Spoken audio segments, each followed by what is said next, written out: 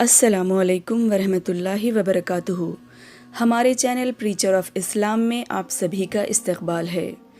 Video میں آگے بڑھنے سے پہلے آپ سب سے گزارش ہے کہ ہمارے چینل کو سبسکرائب کریں اور ہر ویڈیو کا نوٹیفیکیشن پانے کے لیے بیل آئیکن کو بھی پریس کریں۔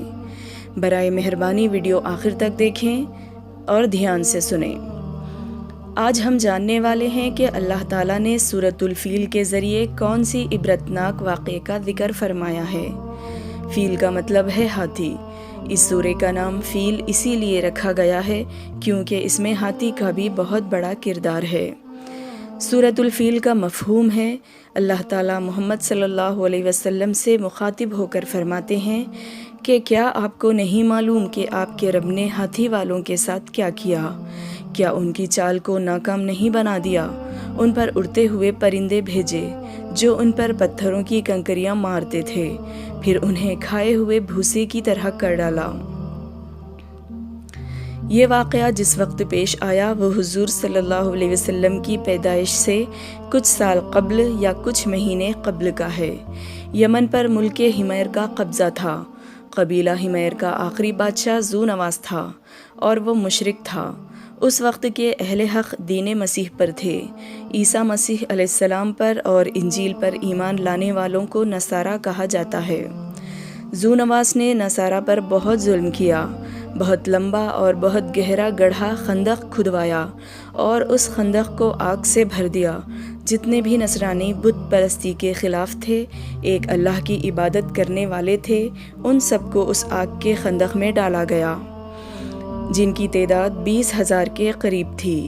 ان میں سے 2 آدمی کسی طرح بچ کر ملک شام کے بادشاہ کے پاس پہنچ کر فریاد کی۔ شام کا بادشاہ بھی نصرانی تھا۔ پھر ملک شام کے بادشاہ نے حبشہ کے بادشاہ کو خط لکھا کہ آپ ذو نواس سے ظلم کا انتقام لیں۔ حبشہ کا بادشاہ بھی نصرانی تھا اور یہ ملک یمن سے قریب تھا۔ بادشاہ حبشہ نے بہت عظیم لشکر دے کر اپنے 2 کمانڈر اربات اور ابرہہ کی نگرانی میں ذو نواس سے انتقام لینے اور اس سے مقابلے کے لیے بھیج دیا۔ لشکر یمن پر ٹوٹ پڑا اور یمن کے لوگوں کو ذو نواس سے آزاد کروایا۔ ذو نواس وہاں سے بھاگ نکلا اور دریا میں ڈوب کر مر گیا۔ اس طرح اربات اور ابرہہ کے ذریعے یمن پر بھی بادشاہ حبشہ کا قبضہ ہو گیا۔ کچھ وقت تک اربات اور ابرہہ وہاں کے سردار تھے، لیکن تھوڑی ہی مدت کے بعد دونوں میں انبن ہو گئی۔ کوئی ایک سردار بن کر رہنا چاہتا تھا۔ اربات اور ابرہہ نے آپس میں طے کیا کہ فوجوں کو لڑانے، ان کو قتل کرانے کا کیا فائدہ؟ آؤ ہم تم میدان میں آئیں گے اور ایک دوسرے سے لڑ کر فیصلہ کریں گے۔ جو زندہ بچ جائے، ملک اور فوج اسی کی۔ دونوں میدان میں آئے۔ اربات نے ابرہہ پر حملہ کیا۔ ایک ہی وار میں ناک، ہونٹ اور منہ کٹ گیا۔ یہ دیکھ کر ابرہہ کے غلام نے بے پناہ حملہ کیا اور اربات کا قتل کر دیا۔ معاہدے کے مطابق ابرہہ یمن کا مستقل بادشاہ بن بیٹھا۔ جب شاہ حبشہ کو اس واقعے کا پتہ چلا تو وہ سخت غصہ ہوا اور ابرہہ کے نام ایک خط لکھا، اس پر لعنت اور ملامت کی اور کہا، اللہ کی قسم میں تیرے شہر کو مٹی میں ملا دوں گا اور تیری چوٹی کاٹ لاؤں گا۔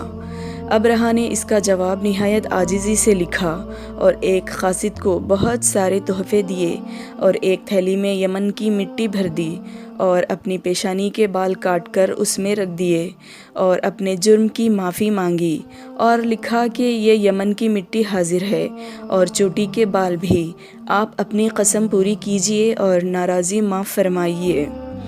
اس سے شاہ حبشہ بہت خوش ہو گیا اور یمن کی سرداری اسی کے نام کر دی اور وہ وہاں کا گورنر مقرر ہو گیا۔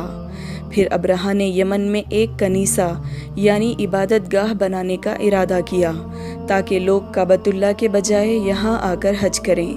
اس کنیسہ کو بہت خوبصورت اور بہت اونچا بنوایا، سونے چاندی اور جواہرات سے نقش کیے گئے۔ ابرہہ آہستہ آہستہ دین مسیح کو بھول کر بت پرستی کے قریب ہو چکا تھا۔ اپنی مملکت میں یہ اعلان کروایا کہ کوئی بھی شخص حج کے لیے کعبۃ اللہ نہ جائے، وہ اسی کسینہ میں آ کر عبادت کرے۔ اس وقت عرب میں بت پرستی غالب تھی، مگر دین ابراہیم اور کعبۃ اللہ کی عظمت ان کے دلوں میں تھی۔ اس بات سے قریش کے قبیلوں میں غصے کی لہر دوڑ گئی۔ ان میں سے کسی نے رات کے وقت کنیسہ میں گندگی کر دی۔ بعض روایات میں ہے کہ ان میں سے مسافر قبیلے نے اپنی ضروریات کے لیے آگ جلائی۔ ہوا کے تیز دباؤ کی وجہ سے آگ پھیل کر کنیسہ میں لگ گئی اور وہ جل کر منہ کے بل گر پڑا۔ ابرہہ کو جب اس کی اطلاع ہوئی اور معلوم ہوا کہ کسی قریش نے کیا ہے تو اس نے قسم کھائی کہ میں ان کے کعبہ کی اینٹ سے اینٹ بجا دوں گا۔ ابرہہ نے اس کی تیاری شروع کی اور اپنے شاہ حبشہ سے اجازت مانگی۔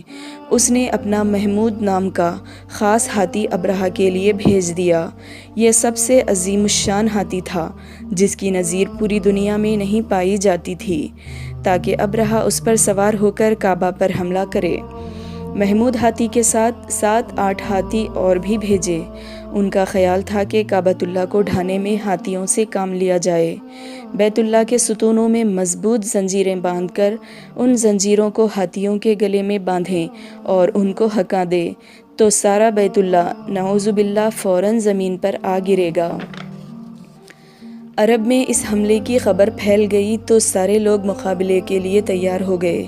یمن کا ایک شخص ذو نفر عربوں کے ساتھ مل کر ابرہہ کا مقابلہ کیا، لیکن یہ لوگ ناکام ہو گئے۔ ابرہہ نے انہیں شکست دے دی اور ذو نفر کو قید کر لیا اور آگے روانہ ہو گیا۔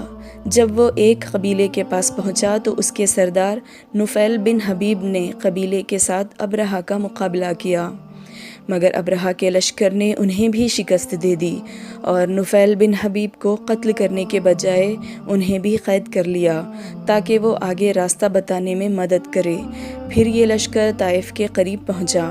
طائف کے لوگ یہ جان چکے تھے کہ ابرہہ سے مقابلہ کیا تو شکست ہی ملے گی، تو انہوں نے اپنی خیر منانے کا فیصلہ کیا اور ابرہہ سے کہا کہ طائف میں ایک عظیم بت خانہ لات کے نام سے ہے، وہ اسے نہ چھیڑے تو ہم اس کا مقابلہ نہ کریں گے۔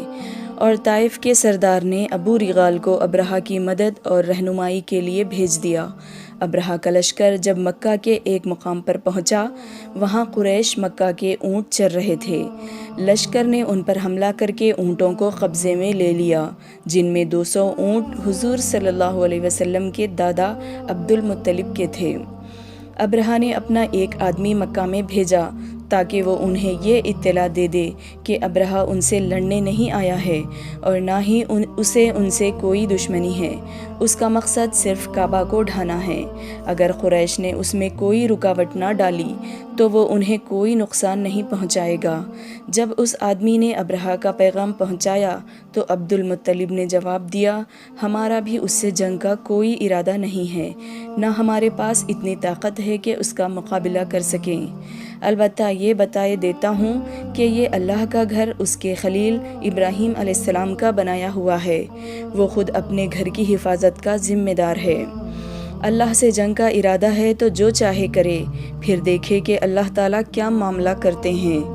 وہ شخص عبد المطلب کو ابرہہ کے پاس لے گیا۔ جب ابرہہ نے عبد المطلب کو دیکھا کہ بڑی ہستی ہیں تو تخت سے نیچے اتر کر بیٹھ گیا اور عبد المطلب کو اپنے برابر بٹھا کر گفتگو کی۔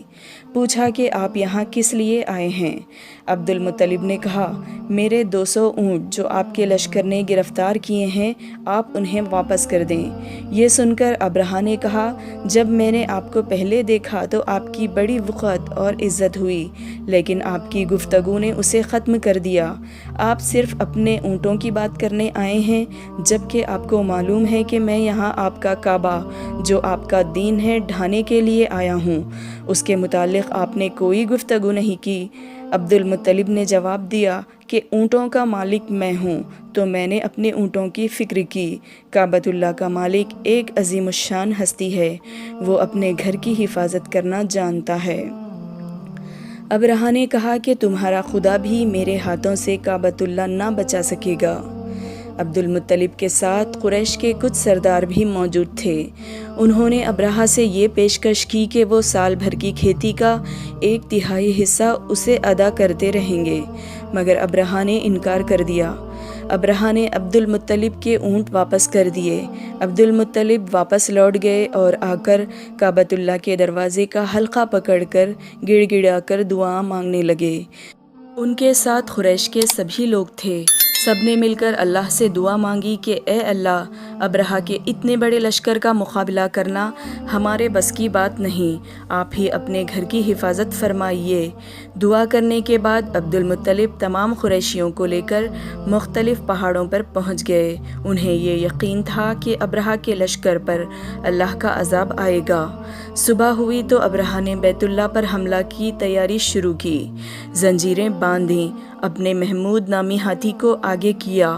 نفیل بن حبیب، جن کو ابرہہ نے راستے میں رہنمائی کے لیے قید کیا تھا، اس وقت وہ آگے بڑھے اور محمود ہاتھی کا کان پکڑ کر کہنے لگے، تو جہاں سے آیا ہے وہیں لوٹ جا، کیونکہ تو اللہ کے محفوظ شہر میں ہے۔ یہ کہہ کر اس کا کان چھوڑ دیا۔ ہاتھی یہ سنتے ہی بیٹھ گیا۔ ہاتھی بانوں نے اسے اپنی جگہ سے ہلانا اور چلانا چاہا، وہ اپنی جگہ سے ہلا نہیں۔ اسے بڑے بڑے ہنٹروں سے مارا گیا۔ اس کی ناک میں لوہے کا آنکڑا ڈالا، پھر بھی وہ کھڑا نہ ہوا۔ ہاتھی بانوں نے اسے دوسری سمت یمن، شام اور مشرق کی طرف چلانا چاہا تو وہ فوراً چلنے کے لیے تیار ہو جاتا، لیکن کعبۃ اللہ کی طرف چلانا چاہتے تو وہ بیٹھ جاتا۔ پھر اللہ تعالیٰ کا کرشمہ ظاہر ہوا۔ دریا کی طرف سے کچھ پرندوں کی فوج آئی۔ ان پرندوں کو ابابیل کہا جاتا ہے۔ ہر پرندے کے پاس چنے یا مسور کے جتنے 3 کنکریاں تھیں، ایک کنکری چونچ میں اور 2 دونوں پنجوں میں۔ یہ پرندے ابرہہ کے لشکر پر چھا گئے، ان پر کنکریاں پھینکنے لگے۔ ایک ایک کنکری نے ایسا کام کیا جس پر پڑتی اس کے جسم کو چیرتے ہوئے زمین میں گھس جاتی تھی۔ کچھ لوگ وہیں مر گئے اور کچھ بھاگ نکلے۔ ان کا یہ حال ہوا کہ راستے میں کٹ کٹ کر گر گئے۔ ابرہہ کو سخت سزا ملنی تھی، یہ فوراً ہلاک نہیں ہوا، مگر اس کے جسم میں ایسا زہر پھیل گیا کہ اس کے جسم کا ایک ایک ٹکڑا گل سڑ کر گرنے لگا۔ یمن پہنچنے تک اس کا سارا بدن ٹکڑے ٹکڑے ہو کر بہہ گیا اور مر گیا۔ محمود ہاتھی کے ساتھ 2 ہاتھی بان مکہ مکرمہ میں ہی رہ گئے۔ ان دونوں کا یہ حال ہوا تھا کہ وہ اندھے اپاہج ہو چکے تھے۔ حضرت عائشہ صدیقہ رضی اللہ تعالیٰ عنہ کی بہن اسما رضی اللہ تعالیٰ عنہ فرماتی ہیں کہ مکہ کی گلیوں میں میں نے انہیں بھیک مانگتے دیکھا ہے۔ اللہ تعالیٰ ہمیں بھی اس پر کامل یقین اور توکل کرنے والا بنائے۔ آپ کو یہ واقعہ کیسا لگا؟ کیا یہ واقعہ سنتے وقت آپ کے رونگٹے کھڑے ہوئے یا آپ کا اللہ پر ایمان بڑھ گیا؟ جو بھی ہو، آپ کمنٹ کے ذریعے ہمیں بتائیے، اور اس ویڈیو کو اپنے دوستوں اور رشتہ داروں کے ساتھ شیئر کریے۔ ویڈیو کو لائک کیجیے اور ہمیں اپنی دعاؤں میں یاد رکھیے۔ ملتے ہیں نیکسٹ ویڈیو میں۔ اللہ حافظ۔